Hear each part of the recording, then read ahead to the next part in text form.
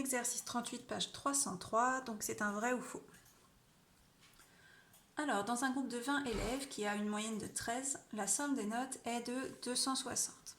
Donc ça veut dire que quand j'ai fait la somme, je vais noter S, de toutes les notes, que je l'ai divisé par le nombre de notes, c'est-à-dire 20, j'ai obtenu une moyenne de 13.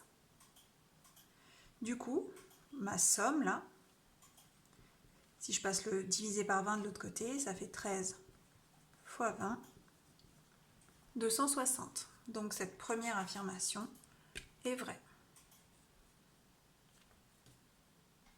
Deuxième affirmation, la moyenne des âges d'un groupe est la moyenne entre le plus jeune et le plus âgé.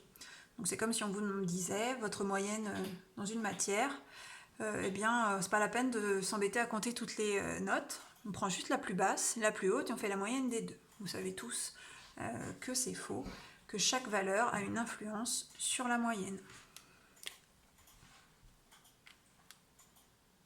Affirmation 3. Pour calculer la moyenne globale de deux groupes, il suffit de calculer la demi-somme, c'est-à-dire la moyenne, des moyennes de chaque groupe. Donc ça, on vous dit en fait, imaginons, j'ai une classe qui a tant de moyenne, on va dire 10, une autre classe qui a 14 de moyenne, et bien pour avoir la moyenne du groupe, il suffit que je fasse la moyenne de 10 et 14. Alors, ça c'est faux, simplement parce que la moyenne globale, si on réunit les deux groupes, il faut tenir compte du fait qu'on n'a pas forcément le même nombre de personnes dans chaque groupe. Donc il faudrait tenir compte des effectifs de chaque groupe. C'était l'objet d'un exercice sur la fiche d'exercice, je crois que c'était le numéro 2, où on avait ce problème-là. Donc ici c'est à nouveau faux, puisque les deux groupes n'ont pas forcément le même effectif. Affirmation 4. Si on augmente d'un point la note de tous les élèves de la classe, la moyenne augmente aussi d'un point. Donc ça c'est vrai, ça vient de la propriété de la linéarité de la moyenne qu'on a vu dans l'exercice 32, que vous pouvez retrouver dans la leçon. Si on augmente de 1 par exemple, comme c'est le cas ici, toutes les notes, eh bien la moyenne est elle aussi augmentée de 1.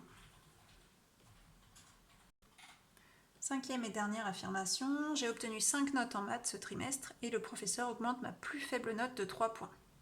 On a un coefficient identique partout, et ma moyenne augmente d'un point. Alors ce serait vrai si le professeur va augmenter ma note de 5 points, puisque cette augmentation va être divisée par le nombre de notes. Donc ici je n'ai qu'une augmentation de 3 points, qui est donc divisée par 5, puisque pour calculer la moyenne, il faut que je divise par 5. Donc cette augmentation de 3 points est divisée par 5, donc ma moyenne va augmenter de 0,6. C'est le résultat de 3 divisé par 5. Donc ici, c'est faux, on va dire qu'elle augmente de 3/5 de point, c'est-à-dire 0,6.